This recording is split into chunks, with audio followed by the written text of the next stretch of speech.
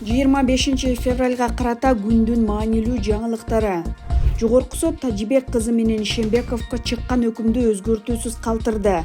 25 февралда Жогорку соттун коллегиясы Темиров Лайф жана Айт десе долбоорлорунун башчысы Махабат Тажибек кызынын, журналист Айке Бейшекееванын жана Айт десенин кызматкери Азамат Ишенбековдун кассациялык арызын карап, төмөнкү баскычтагы соттордун өкүмүн күчүндө калтырды. Былтыр октябрда Ленин райондук соту аларды жапырт башаламандыктарга чакырык жасоо иши боюнча күнөөлүү деп таап, Тажибек кызын 6, Ишенбековду 5 жылга эркинен ажыраткан. Журналист Айке Бейшекеевага 3 жылдык пробациялык көзөмөл белгилеген. Кийинчерээк Бишкек шаардык соту бул өкүмдү күчүндө калтырган. Адвокаттар журналисттердин күнөөсү жок экенин айтып, соттон аларды толугу менен актоону, болбосо Махабат Тажибек кызынын эрезеге жете элек баласы бар экенин эске алып, аны пробация менен эркиндикке чыгарууну өтүнүштү. Биз Махабат Тажибек кызы менен Азамат Ишенбеков эркиндикке чыгат же бөгөт чарасы өзгөртүлөт деп үмүт кылып жатканбыз. Биз муну күткөнбүз, бирок тилекке каршы сот мурдагы баскычтагы соттордун өкүмүн күчүндө калтырды, деди адвокат Нурсултан Жаныбеков. Махабат Тажибек кызы менен Азамат Ишенбеков өздөрү бүгүнкү сот отурумуна алып келинген жок. Адвокат Улан Сейитбеков муну жогорку соттун жыйындар залдары айыпталуучуларды кармоого ылайыкташпаганы менен түшүндүрдү.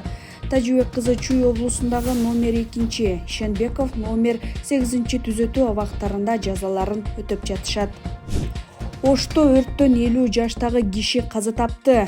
Оштун Кара Суу районуна караштуу Киров айылында жайгашкан турак үйдөн өрт чыгып, 50 жаштагы эркек киши каза тапты. Бул тууралуу Өзгөчө кырдаалдар министрлиги билдирди. Кырсык 25 февралга караган түнү саат 3 чамасында болгон. Алдын ала маалыматка ылайык, өрт электр жылыткычынан чыккан. Тиешелүү кызматтар окуянын себебин аныктоо боюнча иш алып барууда.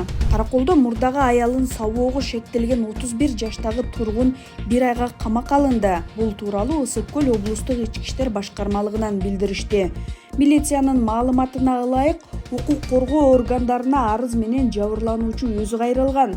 Анын айтымында 18 февраль күнү кечинде мурдагы күйөөсү аны үйүнүн алдынан тосуп алып, ортодо жаралган пикир келишпестиктен кийин ага кол көтөргөн. Милиция бул фактыны каттоого алып, соттук медициналык экспертиза дайындалган. Текшерүүнүн жүрүшүндө алар 2016 жылы баш кошкону, 2019 жылдан баштап системалуу түрдө зомбулукка кабылып келгени жана буга чейин ал Каракол шаардык ички иштер башкармалыгына 7 жолу арыз менен кайрылганы аныкталды деп билдиришти милициядан. 31 жаштагы тургунга кыйноо беренеси менен кылмыш иши козголуп, Каракол шаардык сотунун чечими менен 1 айга камакка алынды. Үй бүлөлүк зомбулук өлкөдө эң олуттуу көйгөйлөрдүн бири. Жыл өткөн сайын үй бүлөлүк зомбулуктан жабыркагандардын саны өсүүдө. Алардын басымдуу бөлүгү аялдар.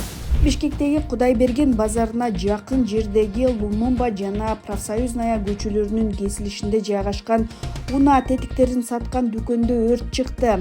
Бул тууралуу Өзгөчө кырдаалдар министрлигинен билдиришти. Мекеменин маалыматына ылайык, түнкү саат 2:19 башталган өрттү өчүрүүгө 13 өрт өчүрүү тобу тартылган. Бактыга жараша адам өмүрүнө коркунуч жаралган эмес, жабыркагандар жок деп билдиришти ÖKMден. Өрт таңкы саат 6-да чектүүгө алынып, 9:08 карата толук өчүрүлдү.